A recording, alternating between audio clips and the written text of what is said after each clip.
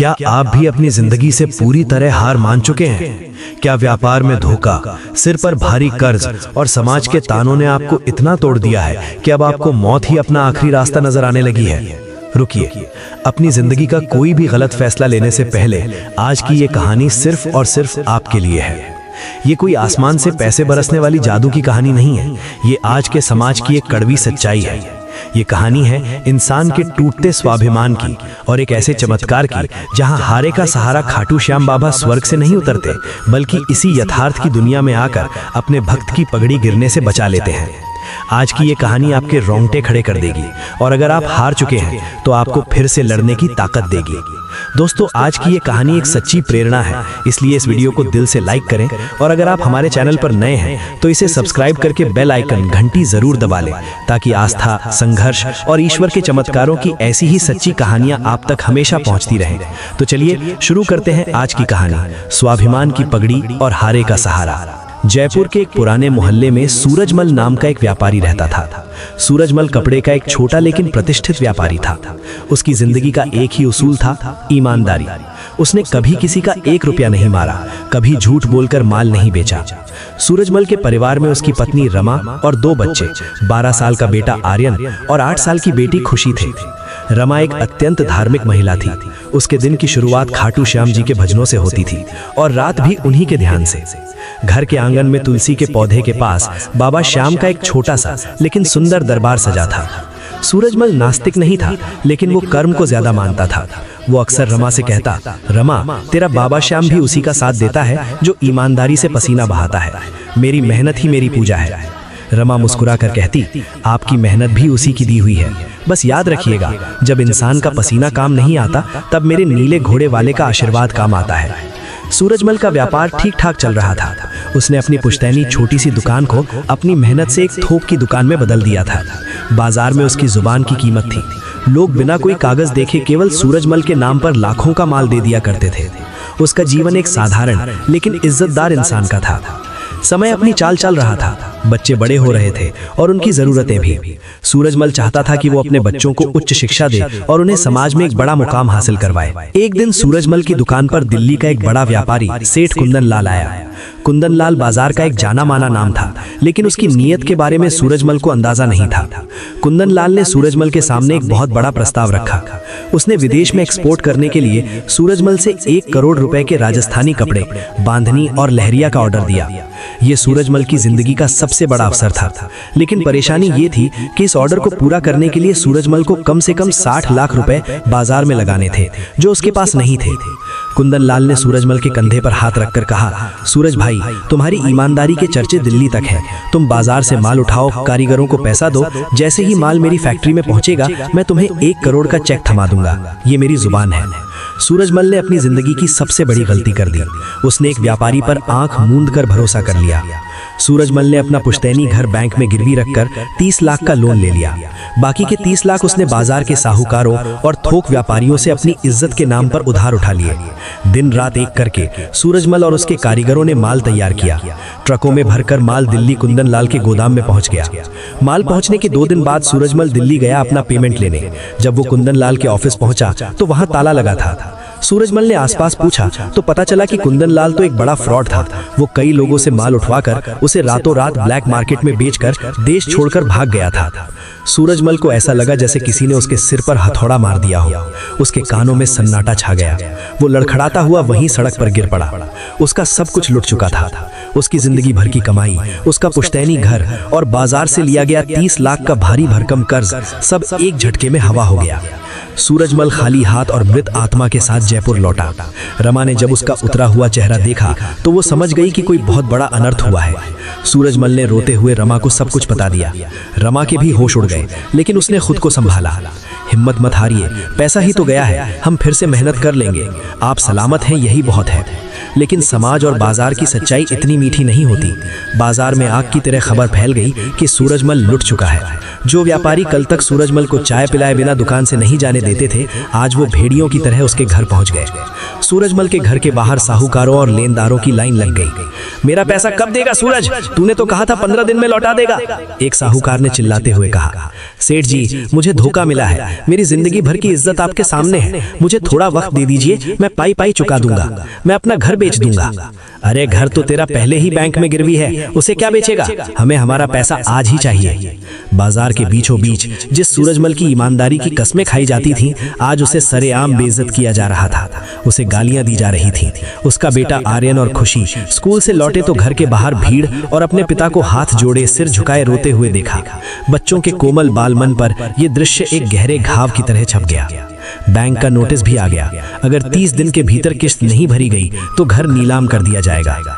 सूरजमल की रातों की नींद उड़ गई। घर में राशन खत्म हो रहा था क्योंकि किसी ने भी उसे 1 किलो दाल तक उधार देने से मना कर दिया था। समाज का असली चेहरा उसके सामने आ चुका था। जो कल तक उसके परम मित्र बनते थे, आज वो उसका फोन तक नहीं उठाते थे। यथार्थ की दुनिया बहुत क्रूर होती है। यहाँ इंसान पैसे की कमी से नहीं मरता, बल्कि उस कमी से पैदा होने वाले अपमान से मरता है। लगातार 20 दिनों तक अपमान सहने के बाद सूरजमल पूरी तरह से टूट चुका था। उसने अपनी पत्नी के कुछ गहने बेचकर कुछ लोगों का थोड़ा बहुत पैसा चुकाया, लेकिन वो ऊंट के मुंह में जीरा था। साहूकारों ने धमकी दी थी कि अगर 2 दिन में पैसा नहीं मिला तो वे पुलिस लेकर आएंगे और सूरजमल को धोखाधड़ी के इल्जाम में जेल भिजवा देंगे। एक ईमानदार इंसान के लिए जेल जाने का विचार मौत से भी बदतर होता है। उस रात सूरजमल अपने कमरे में अकेला बैठा था। उसने अपनी सोती हुई पत्नी और बच्चों को देखा। उसके मन में एक भयानक और कायरतापूर्ण विचार आया, अगर मैं नहीं रहूंगा तो शायद ये लेनदार रमा और बच्चों पर तरस खा ले। मेरे मरने के बाद इंश्योरेंस के पैसे से शायद इनका कर्जा चुक जाए। कर्ज के बोझ तले दबा इंसान जब अपनी इज्जत को तार तार होते देखता है तो उसे मौत ही एकमात्र रास्ता नजर आती है। सूरजमल ने एक सुसाइड नोट लिखा, रमा मुझे माफ कर देना, मैं एक अच्छा पति और अच्छा पिता नहीं बन सका।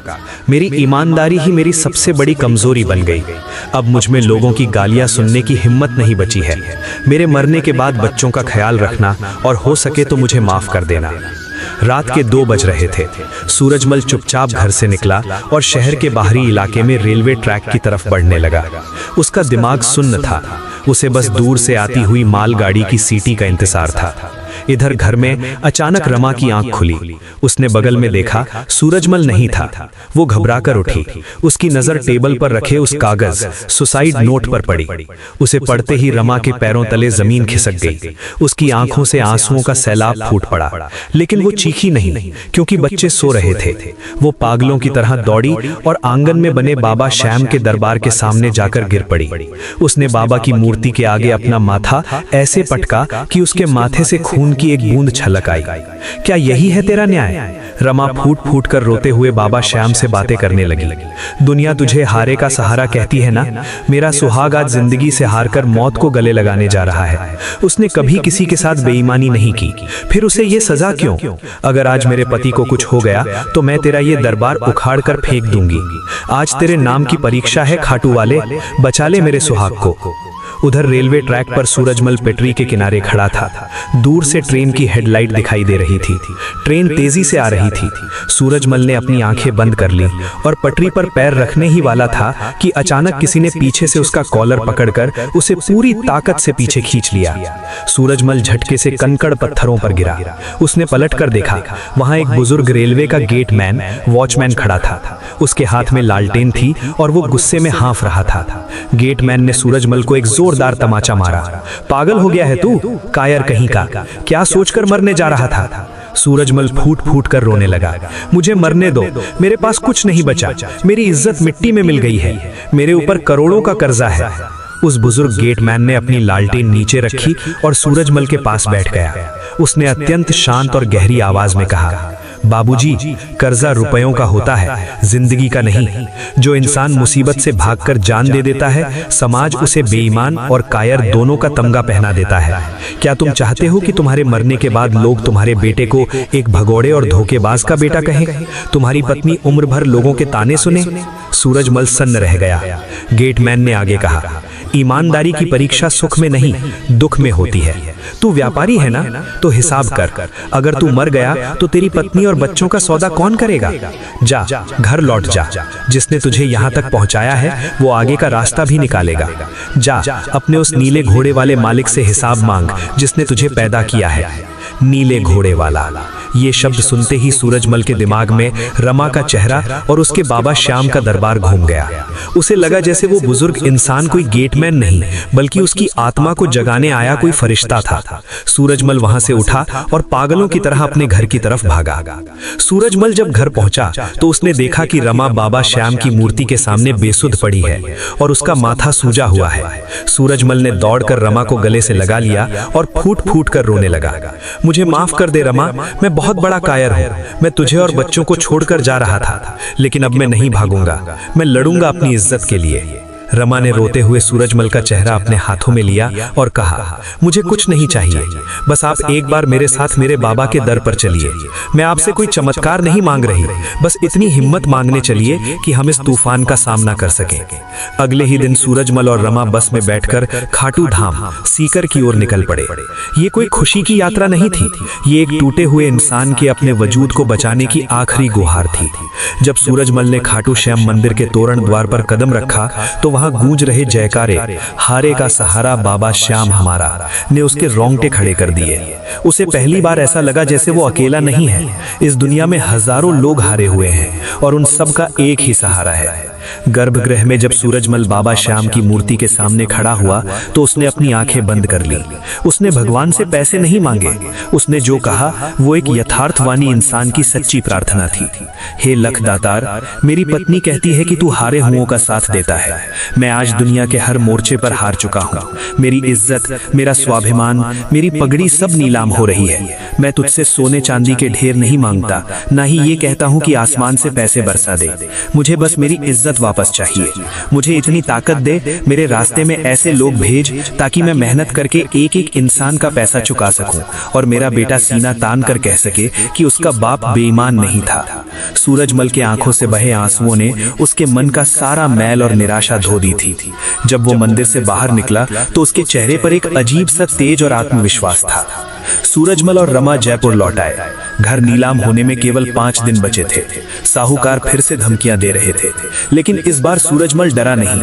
उसने आंख में आंख डालकर साहूकारों से कहा, मुझे कुछ दिन का वक्त दो, मैं कहीं भाग नहीं रहा। अगर मैं पैसा ना चुका पाऊं तो मेरी जान ले लेना। सूरजमल की आवाज में ऐसा ठहराव और सच्चाई थी कि साहूकार भी एक पल के लिए शांत हो गए। सूरजमल ने बाजार में जाकर छोटी मोटी नौकरी ढूंढनी शुरू की ताकि कम से कम घर का राशन आ सके। तीसरे दिन सूरजमल के पुराने टूटे हुए फोन पर एक अननोन नंबर से कॉल आया। सामने से एक भारी और बुजुर्ग आवाज आई, क्या मेरी बात सूरजमल जी से हो रही है? सूरजमल ने नम्रता से कहा, जी, मैं सूरजमल बोल रहा हूँ। मैं मुंबई से सेठ द्वारकादास बोल रहा हूँ, शायद आपको याद ना हो। सूरजमल के दिमाग ने जोर डाला। उसे याद आया, सेठ द्वारकादास मुंबई के एक बहुत बड़े टेक्सटाइल किंग थे। लगभग 8 साल पहले द्वारकादास जी का एक ट्रक जयपुर के पास दुर्घटनाग्रस्त हो गया था। तब सूरजमल ने बिना किसी स्वार्थ के उनके ड्राइवर की जान बचाई थी और उनके लाखों रुपए के माल को सुरक्षित उनके गोदाम तक पहुंचाया था। उस समय द्वारकादास ने सूरजमल को इनाम देना चाहा था, लेकिन सूरजमल ने यह कहकर मना कर दिया था कि सेठ जी, इंसानियत की कोई कीमत नहीं होती। जी सेठ जी, मुझे याद है, कहिए क्या आदेश है? सूरजमल ने कहा।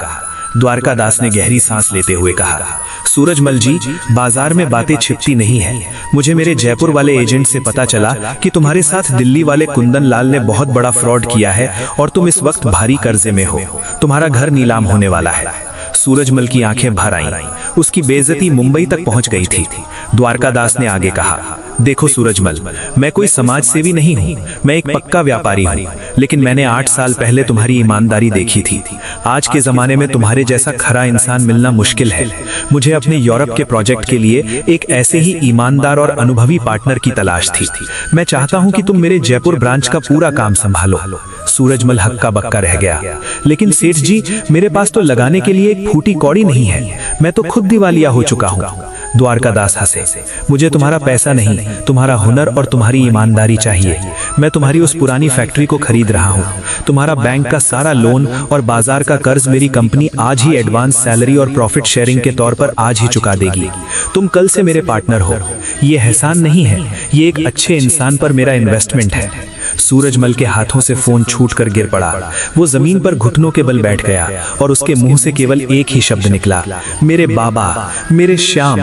ये कोई जादुई छड़ी नहीं थी। भगवान ने आसमान से नोटों की बारिश नहीं की थी। भगवान ने वही किया जो यथार्थ में होता है। उसने सही समय पर सही इंसान के मन में प्रेरणा जगाई। सूरजमल के पुराने अच्छे कर्म और उसकी वर्तमान की अटूट भक्ति यानी आस्था का एक अद्भुत संगम हुआ था। अगले 2 दिनों के भीतर सेठ द्वारकादास की लीगल वकीलों की टीम जयपुर पहुंच गई। बैंक का 30 लाख का ड्राफ्ट जमा कर दिया गया और घर की नीलामी रुक गई। बाजार के जिन साहूकारों ने सूरजमल को सरेआम गालियां दी थीं, द्वारकादास के मुनीम ने उन सबको बुलाकर उनके पैसे ब्याज सहित उनके मुंह पर मारे। जब उन साहूकारों को पता चला कि सूरजमल अब देश के सबसे बड़े टेक्सटाइल ग्रुप का पार्टनर बन गया है, तो उनके सुर बदल गए। वे हाथ जोड़कर सूरजमल के सामने खड़े थे। सूरजमल ने किसी का अपमान नहीं किया। उसने शांति से कहा, तुम लोग अपनी जगह सही थे। पैसा इंसान को अंधा कर देता है, लेकिन याद रखना, एक ईमानदार इंसान का बुरा वक्त आ सकता है, लेकिन उसका अंत कभी बुरा नहीं होता। उसी हफ्ते एक और यथार्थवादी घटना घटी। दिल्ली पुलिस की आर्थिक अपराध शाखा यानी EOW ने कुंदन लाल को दुबई भागते समय एयरपोर्ट पर गिरफ्तार कर लिया। उसके कई बैंक अकाउंट सीज कर दिए गए, जिससे सूरजमल को भी कानूनी प्रक्रिया के तहत अपना आधा पैसा कुछ महीनों बाद वापस मिलने की उम्मीद जग गई। आज इस घटना को बीते 5 साल हो चुके हैं। सूरजमल आज जयपुर का एक बहुत बड़ा और संपन्न व्यापारी है, लेकिन उसने अपनी जीवन शैली नहीं बदली। उसने अपने घर के आंगन में बाबा श्याम का एक बहुत ही भव्य और सुंदर मंदिर बनवाया है।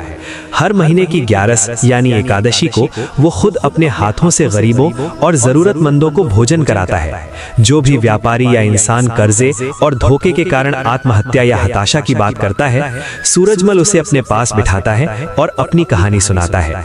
वो उन्हें समझाता है, ईश्वर कोई जादूगर नहीं है कि वो तुम्हारी समस्याओं को एक चुटकी में गायब कर देगा। ईश्वर एक मार्गदर्शक है। जब जीवन में ऐसा लगे कि चारों तरफ सिर्फ अंधकार है, लोग ताने मार रहे हैं, इज्जत नीलाम हो रही है और मौत ही आखिरी रास्ता लग रही हो, तब बस एक बार उस नीले घोड़े वाले पर अपना सब कुछ छोड़ देना। तुम ईमानदारी से अपना कर्म करो, वो तुम्हारे लिए ऐसे दरवाजे खोलेगा जिसकी तुमने कभी कल्पना भी नहीं की होगी। एक दिन सूरजमल अपनी पत्नी रमा के साथ खाटू श्याम के दरबार में बैठा था। उसने बाबा की मूर्ति को देखा और मुस्कुराते हुए कहा, हे शीश के दानी, दुनिया कहती है कि पैसा ही सब कुछ है, लेकिन तूने मुझे सिखाया कि इंसान की असल पूंजी उसका स्वाभिमान और उसकी ईमानदारी है। जब दुनिया मेरी पगड़ी उछाल रही थी, तब तूने एक अदृश्य हाथ बढ़ाकर मेरी पगड़ी को गिरने से बचा लिया। मैं जीवन भर तेरा ये कर्जा नहीं चुका पाऊंगा। बाबा श्याम के दरबार में आरती की घंटियां बज उठी। पूरा माहौल गूंज उठा, हारे का सहारा बाबा श्याम हमारा। ये कहानी पूर्णतः जीवन के यथार्थ पर आधारित है। व्यापार में धोखा, कर्जे का तनाव, समाज का दुर्व्यवहार और उस दबाव में टूटता हुआ इंसान, ये सब आज के समाज की कड़वी सच्चाइयां हैं। इस कहानी से ये संदेश मिलता है कि चमत्कार का अर्थ हवा में उड़ना या रातों रात करोड़पति बनना नहीं है। असली चमत्कार तब होता है जब एक टूट चुके, हार चुके इंसान को पुनः उठ खड़े होने का अवसर मिलता है। ईश्वर हमारी सहायता सीधे स्वर्ग से नहीं करता, बल्कि वो समाज में ही मौजूद किसी अच्छे इंसान, किसी पुराने कर्म या किसी सही अवसर के रूप में हमारे सामने आता है। बस जरूरत है तो उस कठिन समय में धैर्य न खोने की, गलत कदम जैसे आत्महत्या न उठाने की और उस परमपिता यानी बाबा श्याम पर अपने कर्म और आस्था का विश्वास बनाए रखने की। वो वाकई हारे का सहारा है। दोस्तों, आज के समय में न जाने कितने लोग व्यापार में घाटे और कर्जे की वजह से डिप्रेशन में हैं। मेरी आपसे हाथ जोड़कर विनती है कि इस वीडियो को अपने दोस्तों, रिश्तेदारों और हर उस इंसान के साथ शेयर जरूर करें जो इस वक्त बुरे दौर से गुजर रहा है। क्या पता आपका एक शेयर किसी हार चुके इंसान की जान बचा ले और उसे फिर से खड़ा होने की हिम्मत दे दे। अगर इस कहानी ने आपके दिल को छुआ है तो चैनल को सब्सक्राइब किए बिना मत जाइएगा और कमेंट में अपने बाबा को हाजिरी लगाते हुए लिखिए, हारे का सहारा बाबा श्याम हमारा। मिलते हैं अगली कहानी में, तब तक अपना और अपने परिवार का ख्याल रखें और विश्वास बनाए रखें, क्योंकि जो सबका है वो खाटू वाला श्याम आपका भी है। बोलिए शीश के दानी की जय, खाटू नरेश की जय।